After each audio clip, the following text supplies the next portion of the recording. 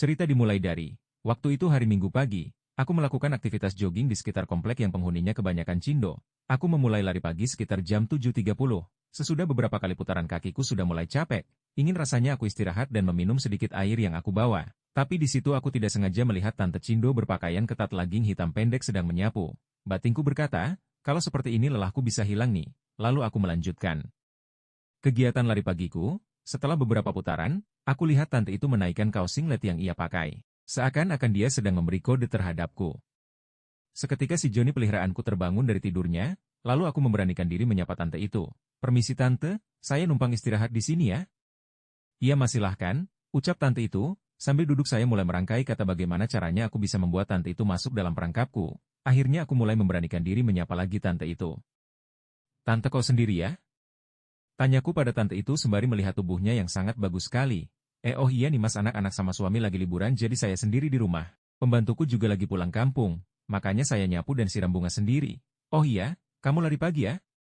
Ucap tante itu, iya tan saya lari pagi sambil cari-cari keringat. Wah rumah tante besar ya? Ucapku, yang besar rumah tante apa yang lain? Sahut tante itu, emang apalagi yang besar tan? Ucapku, ya nggak tahu mas, biasanya cowok pasti paham.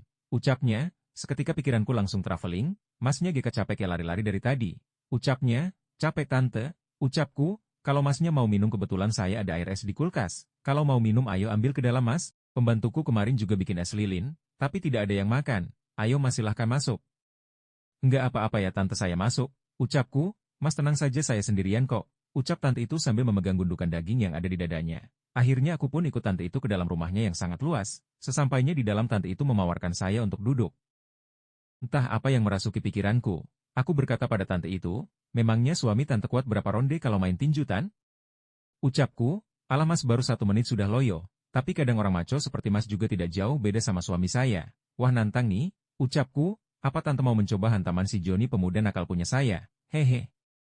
Kalau tante mau coba ayo kita selesaikan sekarang. Tante itu langsung melepaskan bungkus gundukan dagingnya. Dan berkata, ayo mas kebetulan tante juga sudah mulai panas melihat otot-otot yang kekar seperti emasnya. Dan akhirnya A2R nikmat Asoi, lanjutkan mas, jangan lepas dulu, ini meki andalan tante sudah mulai gelisah. Ucapnya, lalu aku sengaja ngerjain tante itu, tante si Joni sudah kelelahan dan kayaknya mau keluar.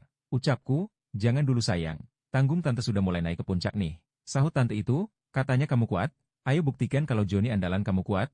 Imbuh tante itu, tenang saja tante, saya cuma bercanda. Emangnya tante masih tahan dengan gempuran brutal si Joni? Ucapku, dia cuma tersenyum tipis. Sembari berkata seberapa dahsyat gempuran si Joni. Kamu jangan bikin tante kecewa. Ayo terus sampai kita menemukan puncaknya bersama. Kalau kamu bisa bikin tante sampai puncak, lain kali kita lakukan lagi mas. Ujar si tante. Siap tante. Tapi, boleh nggak kalau misalkan aku tembak dalam saja? Soalnya aku pengen gitu tan. Ucapku, boleh. Asal jangan keburu ya, nanggung. Tante sudah mulai menemukan jalan untuk sampai puncak. Tahan mas tahan, tante sudah merasakannya. Ucapnya, dan tiba-tiba tante itu memelukku dengan erat. Sembari berbisik, jika kamu hebat mas, besok kita lakukan lagi ya.